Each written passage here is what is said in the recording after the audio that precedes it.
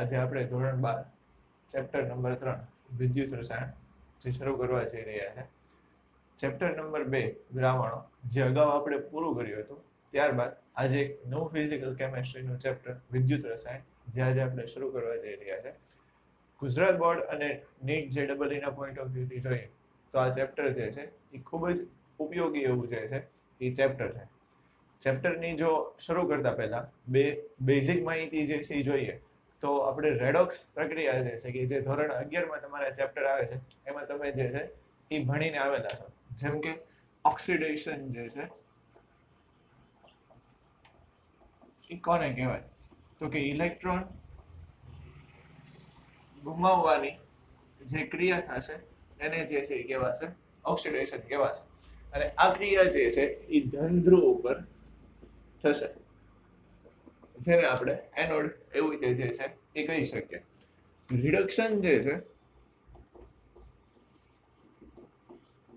જે ઇલેક્ટ્રોન મેળવવાની વૃત્તિ ધરાવે છે એ પ્રક્રિયા મુખ્યત્વે ઋણ ધ્રુવ ઉપર થાય છે જેને આપણે કેથોડ એવું કહીએ છીએ.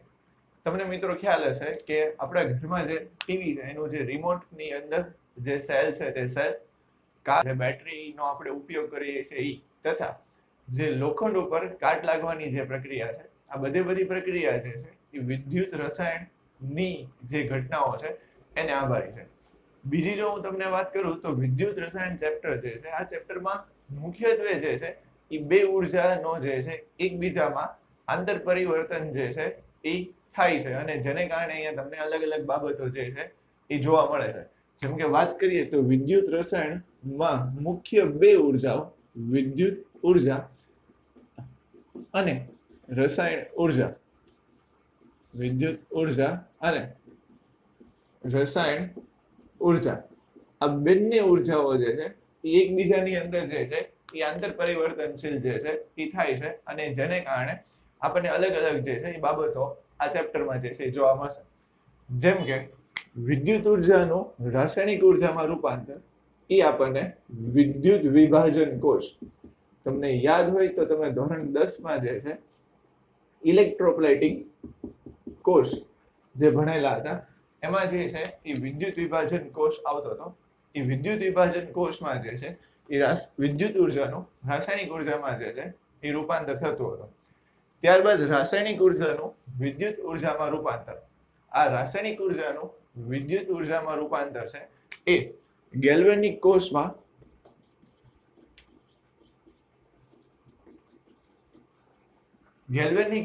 જે છે એ તમને જોવા મળે છે. આજે આપણે જે છે એ માહિતી લેવાની છે એ ગેલ્વેનિક કોષ વિશેની જે છે એ માહિતી લેવાની છે. જો ચેપ્ટરની વાત કરીએ તો ચેપ્ટર મુખ્યત્વે જે છે એ 3 ટોપિકમાં જે છે એ ડિવાઇડેડ છે.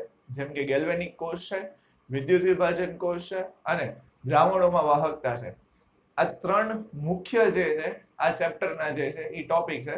એની અંદરની જે છે એ વિસ્તૃતની માહિતી જે છે એ આપણે ધીમે ધીમે ચેપ્ટરમાં જેમ આગળ વધીશું તેમ તેમ જે છે આપણે જોતા જવાની છે. ગેલ્વેનિક કોષ જે શરૂ કરતા પહેલા એની માટેની બેઝિક ઇન્ફોર્મેશન કે કઈ રીતે ગેલ્વેનિક કોષ જે છે એ ગેલ્વેનિક કોષની જે છે એ રચના કરવામાં આવી અથવા તો કોઈ એવી વસ્તુને ધ્યાનમાં લઈને જે છે એ ગેલ્વેનિક કોષની રચના કરવામાં આવી એની વિશેની આપણે પહેલા થોડી માહિતી જે છે લઈ લઈએ. રેડોક્સ પ્રક્રિયા જે છે એમાં તમે આ વિશેની જે છે એ માહિતી થોડી ઘણી લઈ ચૂક્યા છો પણ આ માહિતીને કારણે જે છે એ ગેલ્વેનિક કોષની રચના જે છે એ સમજવામાં જે છે એ તમને થોડીક જે છે એ સરળતા જે છે એ રહેશે. ગેલ્વેનિક કોષ જે છે એ 1780 માં જે છે એની શોધ કરવામાં જે છે આવી હતી. હવે આ શોધ કઈ રીતે થઈ તો કે એ પહેલા જે છે એક નાનકડો અમથો પ્રયોગ જે છે આપણે જોઈ લઈએ. જેમ કે એક બીકર જે છે ને એ બીકરની અંદર જે છે એ આપણે એક દ્રાવણ લઈએ. એ દ્રાવણ જે છે એ CuSO4 નું ધારો કે આપણે દ્રાવણ લઈએ એટલે કે આ જે બીકર છે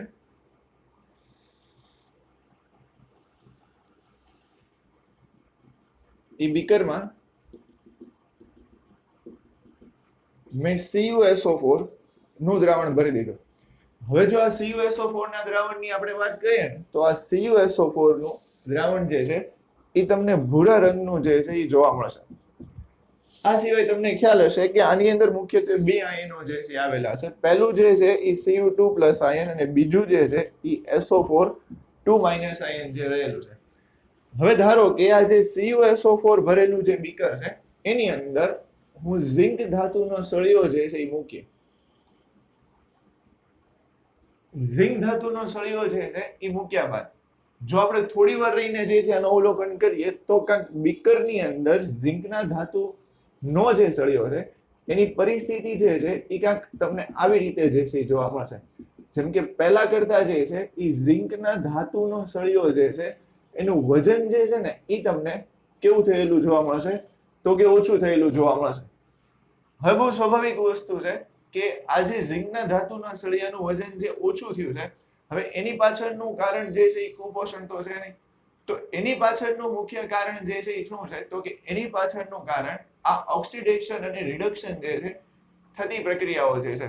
જેમ કે અત્યારે આપણે વાત કરીએ તો હવે થોડા સમય પછી જ્યારે આ બીકરનું આપણે અવલોકન કરીએ તો તમને ખ્યાલ હશે કે અહીંયા CuSO4 નું દ્રાવણ કે જે પહેલા કેવા રંગનું હતું ભૂરા રંગનું હતું એ હવે જે છે એ કેવું થઈ જશે તો કે રંગવિહીન જે છે એ તમને જોવા મળશે. બીજી વસ્તુ જે છે એ તમે જોશો તો અહીંયા જે તમારો પાસે ધાતુનો સળિયો છે એટલે કે ઝિંક ધાતુનો સળિયો છે એ ઝિંક ધાતુના સળિયાનું જે છે એ વજન જે છે એ કેવું થતું તમને જોવા મળશે તો કે ઘટેલું અથવા તો ઓછું થયેલું જે છે એ જોવા મળશે. હવે આ પાછળનું મુખ્ય કારણ આપણે જોઈએ ને તો શું હશે. જેમ કે અહીંયા તમને ખ્યાલ છે કે આ ઝિંક ધાતુનો સળિયો છે તો એની સપાટી ઉપર હું તમને એવું કહું કે આવી રીતે જે છે ને એ ઝિંક ધાતુના પરમાણુનું સ્તર જે છે એ ગોઠવાયેલું હશે. હવે આ જે ઝિંક ધાતુના પરમાણુનું સ્તર ગોઠવાયેલું હશે તો એમાંથી જે છે શું થશે તો કે નિશ્ચિત સમયે ઝિંકના પરમાણુ જે છે એ 2 ઇલેક્ટ્રોન ગુમાવશે. એટલે ધારો કે અહીંયાથી કોઈ એક ઝિંકનો પરમાણુ જે છે એ 2 ઇલેક્ટ્રોન ગુમાવીને જે છે Zn2+ માં પરિવર્તન થાય છે અને 2 ઇલેક્ટ્રોનને અહીંયા છોડી દે છે. એવી જ રીતે આ પરમાણુ જે છે એ 2 ઇલેક્ટ્રોન ગુમાવીને Zn2+ માં પરિણમે છે અને 2 ઇલેક્ટ્રોનને અહીંયા છોડી દે છે. એક Zn પરમાણુ 2 ઇલેક્ટ્રોનને ગુમાવતા જોઈ ને ઘણા બધા ઝિંકના પરમાણુ જે છે એ 2 ઇલેક્ટ્રોન ગુમાવીને શેમાં પરિવર્તન થાય છે Zn2+ ની અંદર પરિવર્તન થાય છે. તો અહીંયા તમે ખાસ જોશો તો શું થશે તો કે ઝિંકમાંથી જ્યારે Zn2+ અને શું થશે તો કે 2 ઇલેક્ટ્રોન ગુમાવે તો આ જે પ્રક્રિયા થશે ઓક્સિડેશન અર્ધ પ્રક્રિયા. હવે તમે ખાસ જોશો ને તો કે ઝિંકની ધાતુના સળિયા પર જે ગુમાવેલા 2 ઇલેક્ટ્રોન છે એ ગુમાવેલા 2 ઇલેક્ટ્રોન છે એ અહીંયા રહેલા Cu2+ ના જે આયનો છે એ Cu2+ ના આયનો જે છે એ મેળવશે.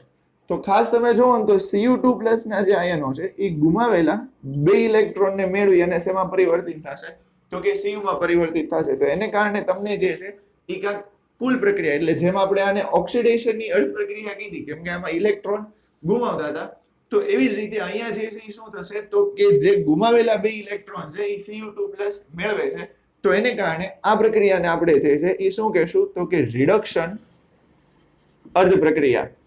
હવે આ જે ઓક્સિડેશન અર્ધ પ્રક્રિયા અને જે રિડક્શન અર્ધ પ્રક્રિયા છે એ બંનેમાં તમે ખાસ જોવો ને તો આની ઉપરથી હું કુલ પ્રક્રિયા લખું તો 2 ઇલેક્ટ્રોન અહીંયાથી જે છે કેન્સલ થઈ જશે અને Zn plus Cu2+ it gives Zn2+ plus જે છે શું થઈ જશે Cu થશે. તો હવે તમે ખાસ જોવો ને કે અહીંયા જે છે એ ઝિંકના ધાતુના સળિયાનું જે વજન તો એની પાછળનું મુખ્ય કારણ જે છે એવું હતું કે ઝિંક ધાતુના સળિયા ઉપરથી Zn જે છે એ 2 ઇલેક્ટ્રોન ગુમાવીને કન્ટિન્યુ જે છે એ શેમાં પરિવર્તન થાય છે તો કે Zn2+ માં પરિવર્તન થાય છે. આ Zn2+ જે છે એની અંદર પરિવર્તન થવાને કારણે અમુક સમય બાદ તમે જોશો તો ઝિંકના ધાતુના સળિયાનું વજન જે છે એ તમને ઘટેલું જોવા મળશે. આ સિવાય જો તમે બીજું અવલોકન જે છે એ કરો તો બીજું અવલોકન તમને કાંઈક એવું જોવા મળશે કે જે Cu2+ છે એ Cu2+ નું દ્રાવણ તમને કેવું જોવા મળશે રંગવિહીન જોવા મળશે. હવે કેમ આ દ્રાવણ તમને રંગવિહીન જે છે જોવા મળશે તો કે એની પાછળનું મુખ્ય રીઝન તમે જોવો ને તો કે Cu2+ જે છે એને 2 ઇલેક્ટ્રોન મેળવી અને શેમાં પરિવર્તનિત થઈ ગયેલા છે Cu માં થઈ ગયેલા છે. તો એને કારણે દ્રાવણનો જે ભૂરો રંગ છે એ દૂર થયેલો તમને જોવા મળશે. આ સિવાય બીજી એક તમે ઘટના જુઓ ને તો બીજી ઘટના જે છે તો કે આ જે ધાતુનો સળિયો છે એ ધાતુના સળિયાની ફરતે જે છે એ તમને લાલાશ પડતા કથ્થાઈ રંગના અવક્ષેપ જે છે એ તમને જોવા મળશે. અને જે ચોથું મેઇન ઓબ્ઝર્વેશન જે છે એ તમે ખાસ જુઓ તો ચોથું ઓબ્ઝર્વેશન કેવું હશે કે તાપમાનમાં જે છે એ વધારો થશે. તાપમાનમાં વધારો થશે. હવે તાપમાનમાં વધારો થશે એટલે એની આજુબાજુનું જે તાપમાન છે એ વધશે એવું નહીં થાય, પરંતુ આ જે દ્રાવણ છે એ દ્રાવણના તાપમાનમાં વધારો થશે. હવે એવું કેમ થાય તો કે ખાસ જે છે તમે જુઓ ને કે આ પ્રક્રિયા જ્યારે અહીંયા થશે ત્યારે એમાંથી જે છે એ શું છૂટું પડશે તો કે ઉર્જા જે છે એ છૂટી પડશે. અને આ ઉર્જા જે છે એ છૂટી પડવાને કારણે જે છે આના તાપમાનમાં જે છે એ વધારો થશે. હવે આ બેઝિક માહિતીને આધારે જે છે એ વૈજ્ઞાનિકોએ એવું વિચાર્યું કે ઝિંક જે 2 ઇલેક્ટ્રોન જે છે એ ગુમાવે છે, તો એ 2 ઇલેક્ટ્રોન ગુમાવવાને કારણે જે છે અહીંયા આગળ જે છે એ કાંઈક ઉર્જા જે છે એ છૂટી પડે છે. હવે આ 2 ઇલેક્ટ્રોન જે ગુમાવે છે તો એ ગુમાવેલા 2 ઇલેક્ટ્રોનને જે છે જો આપણે બહાર કાઢી લઈએ તો એને કારણે જે છે આપણે એનો રોજિંદા જીવનમાં જે છે એ ઉપયોગ કરી શકીએ છીએ. અને તમને ખ્યાલ છે કે ગેલ્વેનિક કોષ જે છે એની શોધ પછી જે છે એ ઘણા બધા ઘરેલું ઉપકરણો જે છે એ વિકસાવવામાં જે છે એ સરળતા જે છે આપણને જોવા મળે. તો ઝિંકના જે 2 ઇલેક્ટ્રોન જે છે જે અંદર દ્રાવણમાં જે છે આવી જતા હતા એને જે છે એ બાહ્ય પરિપથમાંથી બહાર કાઢી અને વિદ્યુત ઉર્જાનું જે છે એ નિર્માણ કરવામાં આવ્યું. તો હવે જે છે એ આપણે ગેલ્વેનિક કોષ જે છે એ ગેલ્વેનિક કોષની જે છે એ રચના વિશે જે છે એ જોઈશું. હવે તમને ખ્યાલ છે જેમ આ પ્રયોગમાં જે છે એ આપણે જોયું તો કે એક બીકર જે હતું એ એક જ બીકરની અંદર CuSO4 નું દ્રાવણ લીધું અને એની અંદર છે એ ઝિંકનો સળિયો મૂક્યો. જ્યારે ગેલ્વેનિક કોષ જે છે ને એ ગેલ્વેનિક કોષની રચનામાં વૈજ્ઞાનિકોએ એવું કર્યું કે જે ધાતુનો સળિયો લીધેલો હશે એ જ ધાતુનું આયનીય દ્રાવણ જે છે એ આયનીય દ્રાવણ એ બીકરની અંદર રાખ્યું. જેમ કે આપણે વાત કરીએ તો આ એક બીકર હતું. એ બીકરની અંદર જે છે એમણે ZnSO4 જે છે એ ZnSO4 નું દ્રાવણ લીધું અને એની અંદર જે છે એને ઝિંક ધાતુનો સળિયો જે છે એ રાખ્યો. એટલે કે આવી રીતે એવી જ રીતે બાજુમાં જે છે ને એ બાજુમાં તમે જોશો તો બાજુમાં જે એને એક બીકર લીધું એ બાજુમાં રહેલા એક બીકરમાં છે એમણે CuSO4 જે છે એ CuSO4 નું દ્રાવણ લીધું અને એની અંદર જે છે એ કોપરનો સળિયો એટલે કે Cu કોપરનો સળિયો જે છે રાખ્યો. આ જે બંને પરિપથ છે એટલે કે આ જે અર્ધકોષ આને જે છે એ આપણે ઝિંકનો અર્ધકોષ ઝિંકનો અર્ધકોષ એવું જે છે એ કહી શકીએ. અને આ જે છે એ આપણી પાસે જે છે એ થઈ જશે કોપર એટલે કે Cu જે છે એ Cu નો અર્ધકોષ. હવે આ જે ઝિંકનો અર્ધકોષ છે અને જે કોપરનો અર્ધકોષ છે એ ઝિંક અને કોપરના અર્ધકોષને જે છે એક તાર મારફતે જે છે એ જોડવામાં આવ્યું અને વચ્ચે જે છે એ અહીંયા એમીટર જે છે મૂકવામાં આવ્યું. હવે આ એમીટર મૂકવા પાછળનો મુખ્ય હેતુ એ હતો કે જ્યારે પરિપથમાંથી જે છે એ ઇલેક્ટ્રોન ઝિંકના અર્ધકોષથી કોપરના અર્ધકોષ તરફ જશે ત્યારે ઇલેક્ટ્રોનનું વહન થાય છે કે નથી થતું એની માટે મુખ્યત્વે અહીંયા આપણે એમીટર, વોલ્ટમીટર અથવા તો ગેલ્વેનોમીટર જે છે એને આપણે જે છે મૂકી શકીએ.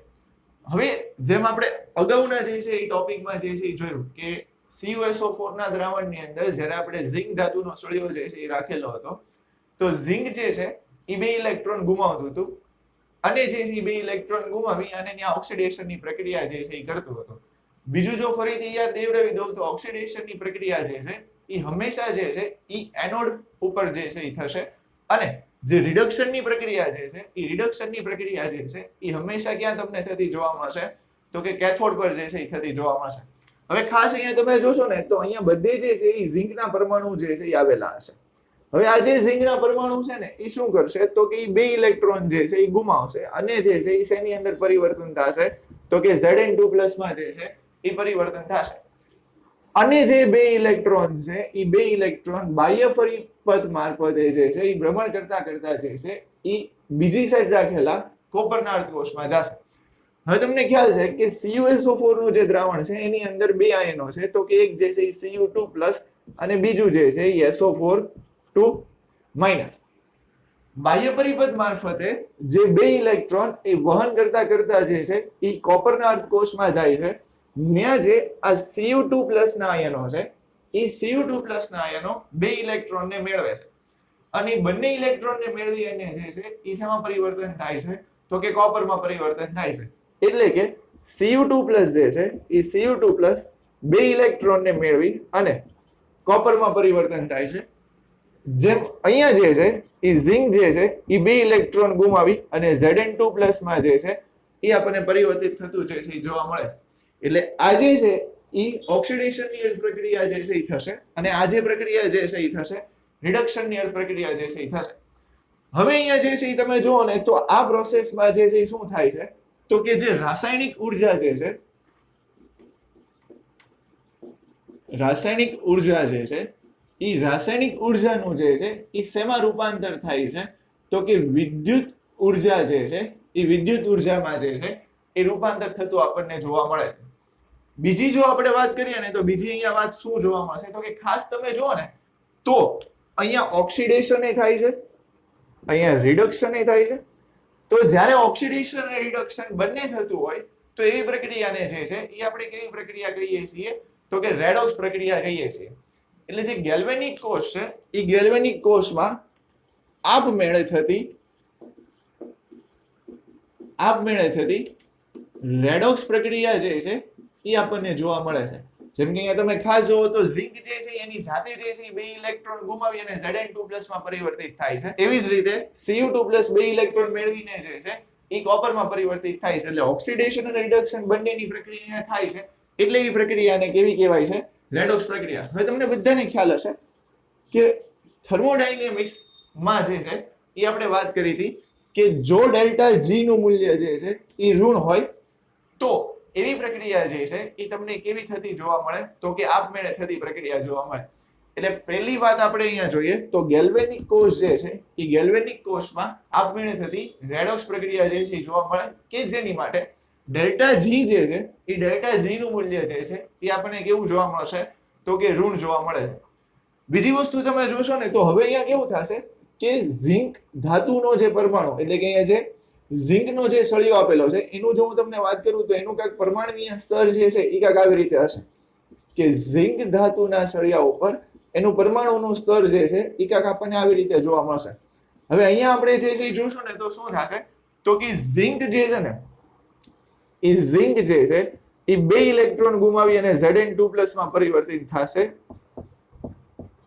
અને બે ઇલેક્ટ્રોન જે છે એ બે ઇલેક્ટ્રોનને જે છે એ ન્યા રહેવા દેશે બીજી વસ્તુ તો કે અહીંયા આપણે જે છે એ જોઈએ ને તો કે કોપરના ધાતુ ઉપર એટલે કે જે કોપરનું પરમાણુય સ્તર જે છે એની જો આપણે વાત કરીએ તો ધારો કે આ કોપરનું જે છે એ પરમાણુય સ્તર છે તો એ કોપરના પરમાણુય સ્તર ઉપર જે છે આપણને કઈ રીતની ઘટના જોવા મળશે તો કે જે બાહ્ય પરિપથ મારફતે જે બે ઇલેક્ટ્રોન આવે છે એ બે ઇલેક્ટ્રોનને Cu2+ મળે છે એ Cu2+ બે ઇલેક્ટ્રોનને મેળવી લે છે એને કારણે ઝિંક ધાતુના સળિયા ઉપર વધુ ને વધુ જે છે એ કોપરના આયનો જે છે એ જમા થાય છે તો અહીંયા બે વસ્તુ તમને જોવા મળશે કે એક બાજુ જે છે એ ઝિંકના સળિયાનું વજન જે છે એ તમને ઘટતું જોવા મળશે જ્યારે કોપરના સળિયાનું વજન જે છે એ તમને વધતું જે છે એ જોવા મળશે હવે તમને ખ્યાલ હશે કે જે પ્રક્રિયા એટલે કે ધારો કે ઓક્સિડેશનની પ્રક્રિયા જે છે એ હંમેશા આપણને ક્યાં જોવા મળશે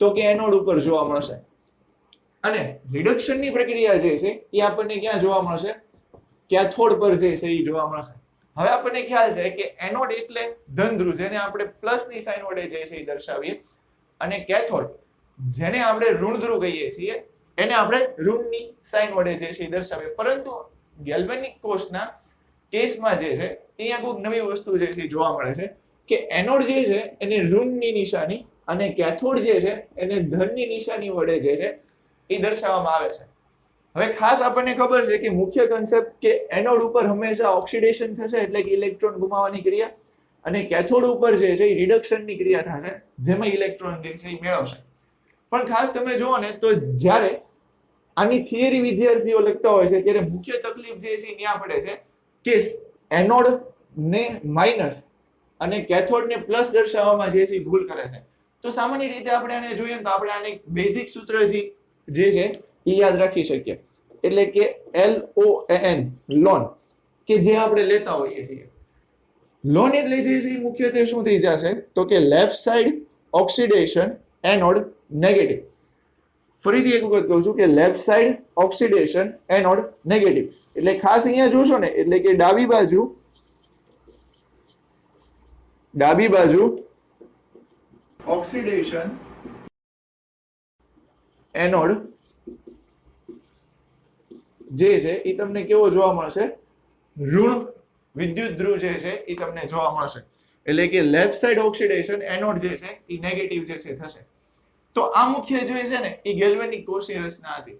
હવે અહીંયા તમે જોવો ને તો બીજી વસ્તુ કે ઇલેક્ટ્રોન જે છે ને એ ઇલેક્ટ્રોનના પરિવહનની દિશા જે છે એ તમને કઈ બાજુથી કઈ બાજુ જોવા મળશે તો કે એનોડ થી કેથોડ તરફ જે છે એ તમને શું જોવા મળશે તો કે ઇલેક્ટ્રોનના પરિવહનની દિશા જે છે એ જોવા મળશે. જ્યારે વિદ્યુત પ્રવાહની દિશા જે છે એ તમને ક્યાં જોવા મળશે તો કે કેથોડ થી જે છે એ એનોડ તરફ જે છે એ તમને વિદ્યુત પ્રવાહની દિશા જે છે એ તમને જોવા મળશે. એટલે અહીંયા આપણે એને આવી રીતે યાદ રાખીએ કે અહીંયાથી પ્રશ્ન જે છે એવો પૂછાતો રહેતો હોય છે કે ઇલેક્ટ્રોનના પ્રવાહની દિશા જે છે જણાવો. તો સીધી રીતે અહીંયા તમે એમ યાદ રાખી શકો કે ઇલેક્ટ્રોન જે છે એ એસી અને જે છે એ વિદ્યુત પ્રવાહ જે છે એને આપણે સીએ એવું કહી શકીએ. હવે એસી એટલે જે છે એ એનોડ થી કેથોડ અને સીએ જે છે એ કેથોડ થી એનોડ. આ મુખ્ય જે છે એ બેઝિક માહિતી જે છે એ ગેલ્વેનિક કોષની જે છે રેડોક્સ ચેપ્ટર જ્યારે તમે ભણ્યા હશો ત્યારે આ બેઝિક માહિતી જે છે એ તમે આની વિશેની લીધેલી જ હશે એટલે આમાં એવું કોઈ પ્રકારનું રોકેટ સાયન્સ જે છે એ નથી. હવે અહીંયા જે છે એ તમે ખાસ જોશો ને તો શું થશે કે ઝિંક જે છે એ સદંતર 2 ઇલેક્ટ્રોન ગુમાવીને Zn2+ માં પરિવર્તિત થશે જ્યારે બીજી તરફ બીકરમાં રહેલા Cu2+ ના આયનો જે છે એ 2 ઇલેક્ટ્રોન મેળવી અને શેમાં પરિવર્તિત થશે તો કે Cu માં પરિવર્તિત જે છે એ થશે. તો આને કારણે જે છે શું થશે તો કે અહીંયા ખાસ તમે જુઓ ને તો કે આ દ્રાવણની અંદર એક સમયે Zn2+ અને SO4 આ બંને જે છે એ બંનેની સાંદ્રતા જે છે એ તમને કેવી જોવા મળશે સમાન જે છે જોવા મળશે. પરંતુ અમુક સમય પછી જે છે આ બીકરની અંદર Zn2+ ની સાંદ્રતા જે છે એ SO4 કરતા વધી જશે. જ્યારે આ બીકરની અંદરની જો હું વાત કરું ને તો એક સમયે Cu2+ અને SO4 ની સાંદ્રતા પણ સમાન હશે પરંતુ જે SO4 છે એ SO4 ની સાંદ્રતા જે છે એ Cu2+ કરતા જે છે એ કેવી થઈ જશે વધી જશે. એટલે કે એવું કહેવાય આ જે આખું બીકર છે એ બીકરની અંદર જે છે એ ધન વીજભાર જે છે એ ધન વીજભાર ધરાવતું જે છે એ તમને દ્રાવણ જોવા મળશે અને આ જે બીકર છે એ બીકરની અંદર જે છે એ તમને ઋણ વીજભાર જે છે એ ઋણ વીજભાર ધરાવતું જે છે એ દ્રાવણ જોવા મળશે. પ્લસ હવે અહીંયા બીજી વસ્તુ શું થશે કે આ બંનેના વિદ્યુત ધ્રુવમાં ખાસ તમે જુઓ ને તો આ જે છે એ ઋણ વિદ્યુત ધ્રુવ છે અને આ જે છે એ કેવું છે ધન વિદ્યુત ધ્રુવ છે.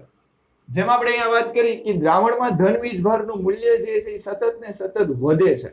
એટલે ખાસ અહીંયા જોશો ને તો કાંઈક આવી રીતની પ્રક્રિયા જે છે એ થશે કે વિદ્યુત ધ્રુવ ઋણ છે અને દ્રાવણમાં ધન એ માત્રા વધવા લાગી છે.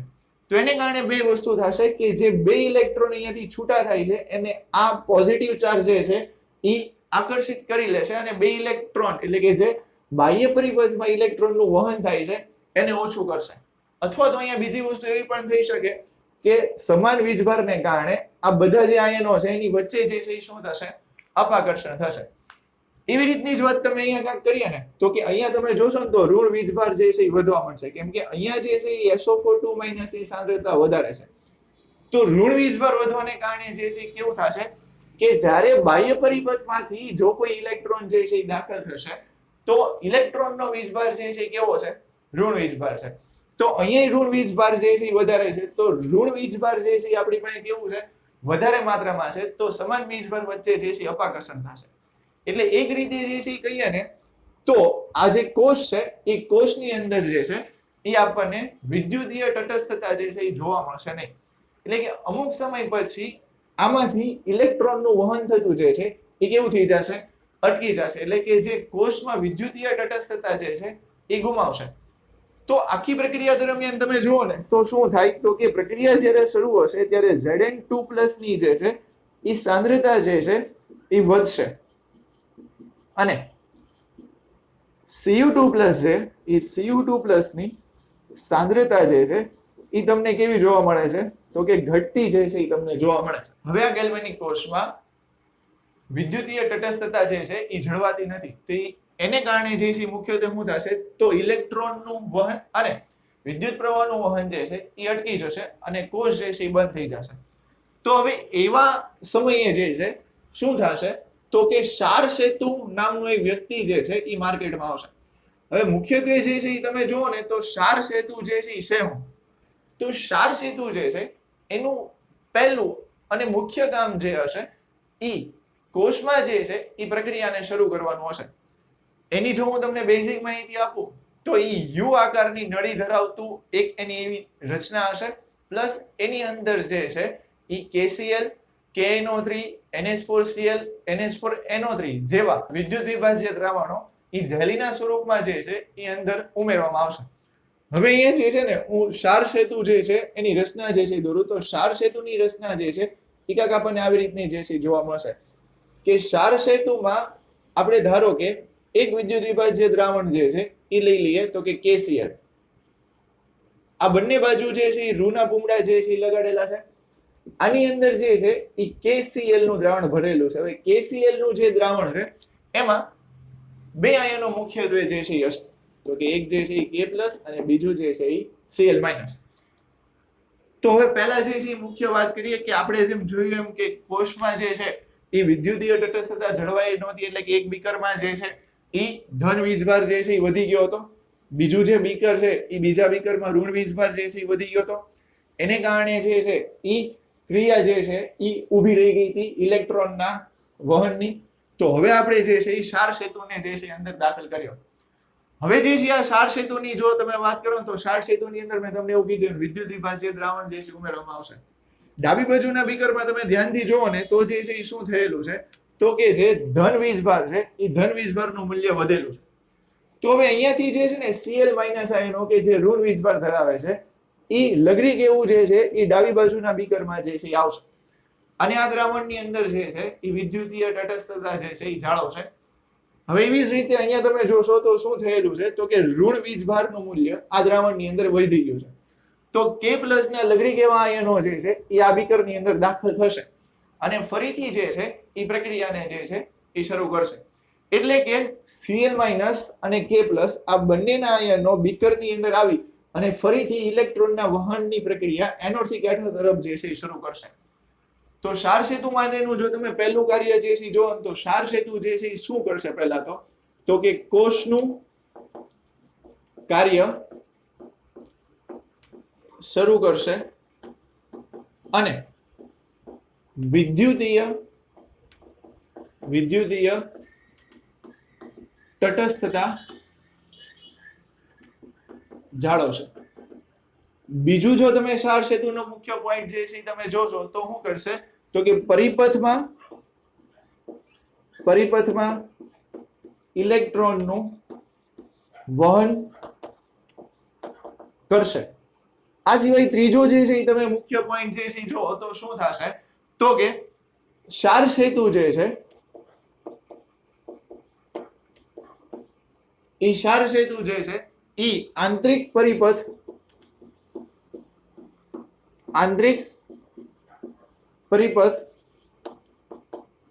પૂર્ણ કરશે. હવે આ બેઝિક માહિતી જે છે થઈ ગઈ કે ક્ષાર સેતુનું કામ શું? તો કોષનું કાર્ય શરૂ કરવાનું, એટલે કે વિદ્યુતીય તટસ્થતા જે છે જાળવશે, પરિપથમાં ઇલેક્ટ્રોનનું વહન કરશે અને જે છે આંતરિક પરિપથ જે છે એ પૂર્ણ કરશે. પણ હવે જે અહીંયા ખાસ એક વસ્તુ ધ્યાન રાખવાની આવશે, જેમ કે મેં તમને પહેલા જ કીધું એમ કે KCl જે છે એ KCl એ જેલી પ્રકારનું જે છે એક પ્રવાહી છે. હવે આ જે ક્ષાર સેતુની અંદર જે તમે પ્રવાહી જેલી ના સ્વરૂપમાં લ્યો છો એ એવું હોવું જોઈએ કે આ બીકરની અંદર તમે દ્રાવણો લ્યો છો એ દ્રાવણના આયન સાથે પ્રક્રિયા કરતું હોવું જોઈએ નહીં. તો જેને કારણે જે છે એ વિદ્યુતીય તટસ્થતા જે છે એ જળવાઈ રહે. હવે આપણને ખ્યાલ છે કે અહીંયા તમે જે KCl છે ને એ KCl ની જગ્યાએ જે છે એ KNO3 પછી જે છે એ NH4Cl NH4NO3 પ્રવાહી જેલી સ્વરૂપમાં જે છે એ લઈ શકો છો. હવે અહીંયા જે છે તમે ખાસ જોશો ને જે મેં તમને હમણાં કીધું એમ કે KCl એટલે કે અહીંયા જે તમે જેલી સ્વરૂપનું પ્રવાહી લ્યો છો એ બીકરમાં રહેલા આયનો સાથે પ્રક્રિયા કરતું ન હોવું જોઈએ. હવે અહીંયા ખાસ તમે જુઓ તો જ્યારે આપણી પાસે બીકરની અંદર Ag+ Hg2+ અને Tl3+ જેવા આયનો ધરાવતું દ્રાવણ હોય ત્યારે જે છે ને આપણે KCl ને જે છે એ ક્ષાર સેતુમાં લઈ શકીએ નહીં. કેમ કે શું થશે ખાસ અહીંયા તમે જુઓ તો કે આની અંદર જે Cl- આયન રહેલો છે એ Cl- આયન જે છે એ શું કરશે તો કે Cl- આયન એ Ag+ હારે જોડાઈને જે છે એ અહીંયા AgCl બનાવશે. હવે આપણને ખબર છે કે આ જે AgCl છે ને એ AgCl જે છે એ એક અવક્ષેપ જે છે, તો એને કારણે જે છે એ ક્ષાર સેતુનો મુખ્ય જે રોલ છે ગેલ્વેનિક કોષમાં એ નિભાવી નહીં શકે. તો એને કારણે અહીંયા ક્ષાર સેતુમાં એવું જેલી પ્રવાહી લેવામાં આવે છે કે જે બીકરમાં રહેલા જે આયનો છે એની સાથે સરળતાથી પ્રક્રિયા કરી શકે. બીજી મુખ્ય વાત જોઈએ તો જે જેલી પ્રવાહી આપણે લઈએ છીએ પછી KCl હોય, KNO3 હોય, NH4Cl હોય કે NH4NO3 હોય, આ બધા જે જેલી સ્વરૂપના જે પ્રવાહી છે એમાં જે છે એ તમે જોશો તો મુખ્ય 3 બાબતો જે છે એ હોવી જરૂરી છે. જેમ કે ધન આયન અને ઋણ આયનની ઝડપ જે છે સમાન હોવી જોઈએ. ધન અને ઋણ આયન નો પરિવહનાંક સમાન હોવો જોઈએ. આ મુખ્ય 2 બાબતો જે છે એ ક્ષાર સેતુમાં જે તમે જેલી સ્વરૂપનું જે છે એ પ્રવાહી લ્યો છો એની માટે જે છે એ ખાસ હોવી જોઈએ કે ધન આયન અને ઋણ આયનની ઝડપ જે છે સમાન હોવી જોઈએ ને પ્લસ જે છે એ ધન આયન અને ઋણ આયન બંનેનો જે છે એ પરિવહનાંક જે છે એ કેવો હોવો જોઈએ તો કે સમાન જે છે હોવો જોઈએ. આ મુખ્ય જે છે એ વાત હતી ક્ષાર સેતુની જે છે એ વાત હતી. હવે અહીંયા તમે ખાસ જે છે જુઓ ને તો પહેલો પ્રશ્ન જે છે અહીંયા તમને એવો થાય કે ધારો કે આ જે ક્ષાર સેતુ છે એ ક્ષાર સેતુની અંદર આ લોકોએ જે પ્રવાહી ભરેલું છે, બરોબર, કે ક્ષાર સેતુની અંદર અહીંયા જે પ્રવાહી ભરેલું છે જો એ પ્રવાહી નો રાખવામાં આવે તો એને કારણે જે છે શું થશે?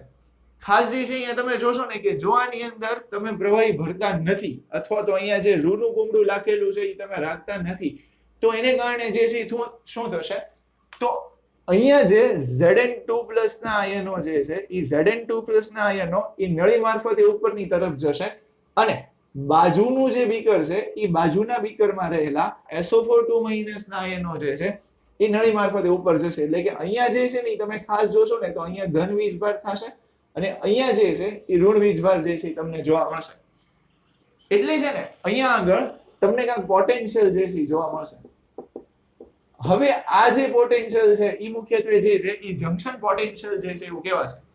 હવે ખાસ તમે કેપેસિટરની માહિતી જો છે લીધેલી હશે તેમાં તમને ખ્યાલ હશે કે અહીંયા જે છે એ ધન વીજભાર ને અહીંયા જે છે એ તમને જે છે એ ઋણ વીજભાર જે છે એ જોવા મળશે.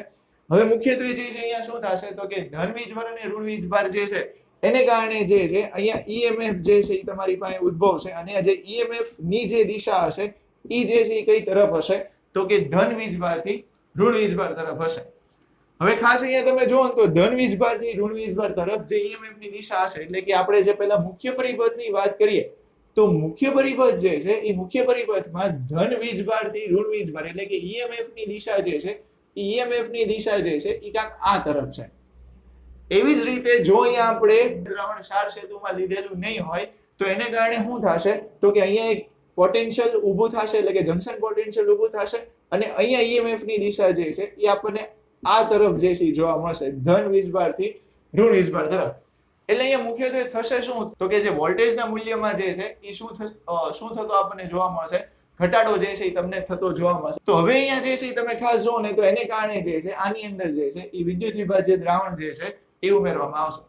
તો આ જે છે એ આખી બેઝિક માહિતી જે છે એ હતી ગેલ્વેનિક કોષની જે છે એ હતી જે આપણે જે છે મુખ્યત્વે જોઈ. ફટાફટ 1 મિનિટમાં જે છે હું તમને વાત કરી દઉં તો ઝિંક ધાતુના સળિયા ઉપરથી જે છે એ Zn2+ ના આયનો છૂટા પડી અને બાહ્ય પરિપથ મારફતે જે છે એ બાજુના બીકર ઉપર જશે જ્યાં Cu2+ ના આયનો 2 ઇલેક્ટ્રોન મેળવીને જે છે એ શેમાં પરિવર્તિત જે છે એ થશે કોપરમાં જે છે પરિવર્તિત થશે. આ પ્રક્રિયા જે છે નિશ્ચિત સમય સુધી શરૂ રહી અને બંધ થઈ જશે કેમ કે પરિપથ એટલે કે કોષ જે છે એની અંદર વિદ્યુતીય તટસ્થતા જે છે જળવાશે નહીં. તો એની માટે ક્ષાર સેતુને ઉમેરી આ ક્ષાર સેતુની અંદર જે છે એ જેલી સ્વરૂપમાં એક જે છે એ પ્રવાહી ભરેલું હશે, જે ડાબી અને જમણી બાજુના બીકરની અંદર એના ધન અને ઋણ આયનો જે છે એ ઉમેરાશે અને વિદ્યુતીય તટસ્થતા જળવાય અને પરિપથમાં ફરીથી ઇલેક્ટ્રોન અને વિદ્યુત પ્રવાહનું વહન જે છે એ શરૂ થશે. તો આ જે છે એ ગેલ્વેનિક કોષ વિશેની જે છે માહિતી હતી. ક્ષાર સેતુની જે છે એ માહિતી જે છે આપણે અહીંયા જોઈ લીધી કે ક્ષાર સેતુનું જે છે કાર્ય શું હશે. હવે ખાસ જે છે અહીંયા તમે જો ને તો કે આ કોષ માટે અહીંયા ઈ નું મૂલ્ય જે છે ઈ નું મૂલ્ય જે છે એ આપણને કેટલું જે છે જોવા મળે છે તો કે 1.1 વોલ્ટેજ જે છે જોવા મળે છે. હવે ધારો કે આ જે કોષ છે એ કોષની સાથે હું બાહ્ય એટલે કે એક્સટર્નલ જે છે એ કોઈ 12 વોલ્ટની બેટરી જે છે એ જોડી દઉં. 12 વોલ્ટની બેટરી જોડી દો એટલે કે જે 1.1 વોલ્ટેજનું મૂલ્ય છે એની કરતા વધારે દો. એને કારણે જે છે શું થશે તો ખાસ જે છે તમે જુઓ ને પહેલા તો કે જ્યારે E નું મૂલ્ય 1.1 હોય ત્યારે ઇલેક્ટ્રોનની દિશા એનોડથી જે છે આપણને શું જોવા મળશે કેથોડ તરફ જોવા મળશે અને વિદ્યુત પ્રવાહની દિશા જે છે એ ક્યાં જોવા મળે કેથોડથી એનોડ તરફ જે છે જોવા મળે. તો હવે અહીંયા જે છે ખાસ શું થશે તો કે જ્યારે આપણે એક્સટર્નલ વોલ્ટેજ એટલે કે જો હું બાહ્ય પરિપથમાં 12 વોલ્ટની કોઈ બેટરી જોડી દઉં તો એને કારણે પહેલા ઇલેક્ટ્રોનનું વહન જે એનોડથી કેથોડ તરફ થતું હતું તો હવે જે છે એ ઇલેક્ટ્રોનનું વહન જે છે એ તમે ખાસ જે છે જોઈ શકશો તો કોપરથી ઝિંક તરફ જે છે એ થશે. હવે કોપરથી ઝિંક તરફ જ્યારે ઇલેક્ટ્રોનનું વહન થશે તો આ સાથે સાથે બીજી બે વસ્તુ થશે કે પહેલા ઝિંકનો જે સળિયો હતો એ એનોડ એટલે કે ઋણ ધ્રુવ હતો અને જે કોપરનો જે સળિયો હતો એ જે હતો કેથોડ એટલે કે ધન ધ્રુવ. વોલ્ટેજ બાહ્ય પરિપથમાંથી જે તમે આપો છો એનું મૂલ્ય 1.1 કરતા વધારે છે તો એને કારણે શું થશે કે જે કેથોડ અને એનોડ જે છે એની દિશા જે છે એટલે કે કેથોડ અને એનોડની જે છે એ જગ્યા બદલાઈ જશે એટલે કે કોપર જે છે એ એનોડ ઋણ થઈ જશે અને ઝિંક જે છે એ કેથોડ ધન થઈ જશે અને ઇલેક્ટ્રોનની જે દિશા છે એ કોપરથી ઝિંક તરફ થશે અને વિદ્યુત પ્રવાહની દિશા જે છે એ ઝિંકથી જે છે એ કોપર તરફ જે છે એ થશે. બીજી વસ્તુ જે છે અહીંયા તમે ખાસ જોશો તો શું થશે ધારો કે આ તો આપણે એવું કર્યું કે બાહ્ય જે વોલ્ટેજ હતો એ 1.1 કરતા વધારે લીધો.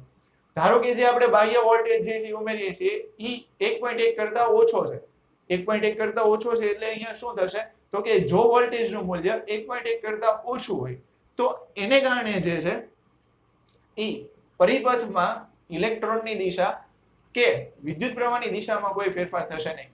ઇલેક્ટ્રોનની દિશા તે ઝિંકથી કોપર તરફ રહેશે અને વિદ્યુત પ્રવાહની દિશા તે જે છે એ કોપરથી ઝિંક તરફ રહેશે. પરંતુ જો આપણે જે બાહ્ય વોલ્ટેજનું મૂલ્ય છે એ 1.1 જેટલું કરી એટલે કે બાહ્ય વોલ્ટેજનું મૂલ્ય તે 1.1 જેટલું છે અને જે કોષનું વોલ્ટેજ છે એનું મૂલ્ય તે કેટલું છે 1.1 જેટલું છે તો એવા સમયે એવું થશે કે જે ઇલેક્ટ્રોન અને વિદ્યુત પ્રવાહની દિશા છે એ ઇલેક્ટ્રોન અને વિદ્યુત પ્રવાહની દિશા જે છે એ કેવી થઈ જશે બંધ થઈ જશે એટલે ઇલેક્ટ્રોનનું વહન નહીં થાય અને વિદ્યુત પ્રવાહનું વહન નહીં થાય. તો આ જે હતા એ મુખ્ય 3 કેસ જે હતા જે આપણે ગેલ્વેનિક કોષને જે છે એ રિલેટેડ જે છે જોયા એટલે કે ગેલ્વેનિક કોષની આપણે અહીંયા જે છે સંપૂર્ણ માહિતી જે છે લીધી. આ જે આખો જે છે કન્સેપ્ટ છે હવે અહીંયા આપણે ખાસ જે છે એ વસ્તુ જોયું કે ધન અને વીજભારને કારણે અહીંયા જે છે પોટેન્શિયલ જે છે એ ઊભું થાય છે એટલે કે વિદ્યુત ધ્રુવ પોટેન્શિયલ જે છે. હવે ખાસ વિદ્યુત ધ્રુવ તો કોને કહેવાય તો તમારા મગજમાં તરત એવો પ્રશ્ન ઊભો થાય કે એનોડ અને કેથોડ એને વિદ્યુત ધ્રુવ કહેવાય. પણ વિદ્યુત ધ્રુવની જો સામાન્ય વાત કરીએ તો વિદ્યુત ધ્રુવ એટલે કે જ્યાં ઓક્સિડેશન અને રિડક્શનની પ્રક્રિયા થતી હશે એવી પ્રક્રિયાને જે છે એ શું કહેવાશે તો કે વિદ્યુત ધ્રુવ એવું જે છે એ કહેવાશે. હવે અહીંયા તમે ખાસ જોશો તો શું થશે અહીંયા પોટેન્શિયલ એટલે વિદ્યુત પોટેન્શિયલ જે છે એ જનરેટ થશે એટલે કે અહીંયા તમને વિદ્યુત પોટેન્શિયલ જોવા મળશે. તો એની વિશેની માહિતી જે છે આપણે આગળના જે છે હવે પછીના લેક્ચરમાં જે છે જોવાની છે. અહીંયા આપણે ગેલ્વેનિક કોષની જે છે માહિતી જોઈ. ખાસ જે છે એ આપણે બીજું એવું જોયું કે 3 જે છે એ 3 બીજા અલગ અલગ કેસ જોયા. હવે એનસીઈઆરટી એક્ઝામ પરમાં જે છે એ તમને ક્વેશ્ચન આપેલો છે જે આપણે ફટાફટ જે છે એક વખત જોઈ લઈએ. ક્વેશ્ચન જે છે એ કાંઈક આવી રીતે છે કે ક્વેશ્ચનમાં તમને એવું કીધેલું છે કે ઇલેક્ટ્રોનના પરિવહનની જે છે એ દિશા જે છે એ દર્શાવો. તો હવે ખાસ જે છે અહીંયા તમને ખબર છે કે એક તરફ ડાબી બાજુ જે છે એ ઝિંકનું બીકર છે અને જમણી તરફ જે છે એ એજીનું બીકર છે. તો ઇલેક્ટ્રોનનું વહન જે છે એ ક્યાં થશે તો કે ઝિંકથી જે છે એ એજી તરફ થશે. બીજું જે છે એ તમે જુઓ તો સિલ્વર નો સળિયો એનોડ તરીકે વર્તશે કે કેથોડ તરીકે વર્તશે. તો કે ખાસ તમે અહીંયા જોશો તો સિલ્વરનો જે સળિયો છે એ સિલ્વરનો સળિયો જે છે એ કઈ તરીકે જે છે આપણને વર્તતો જોવા મળશે તો કે કેથોડ તરીકે જે છે વર્તતો જોવા મળશે. ત્રીજો પ્રશ્ન ધારો કે તમે જુઓ તો કે જો ક્ષાર સેતુને દૂર કરવામાં આવે તો, જેમ આપણે અહીંયા જોયું કે ક્ષાર સેતુનું મુખ્ય કાર્ય જે છે એ વિદ્યુતીય તટસ્થતા જાળવવાનું છે. તો જો તમે ક્ષાર સેતુને દૂર કરશો તો એને કારણે જે છે એ શું થશે તો કે પરિપથમાં જે છે એ ઇલેક્ટ્રોન અને વિદ્યુત પ્રવાહનું વહન અમુક સમય પછી જે છે એ શું થઈ જશે, બંધ થઈ જશે. તો આ એક બેઝિક ક્વેશ્ચન જે છે આજે આપણે જે છે જોયો NCERT એક્ઝામ પરનો હતો. જેમ જેમ ટોપિક આગળ જતા જશે એમ આપણે MCQ અને એક્ઝામ્પલની પ્રેક્ટિસ જે છે એ કરતા જશું. તો આશા છે કે તમને આ ટોપિક જે છે એ ખ્યાલ આવ્યો હશે.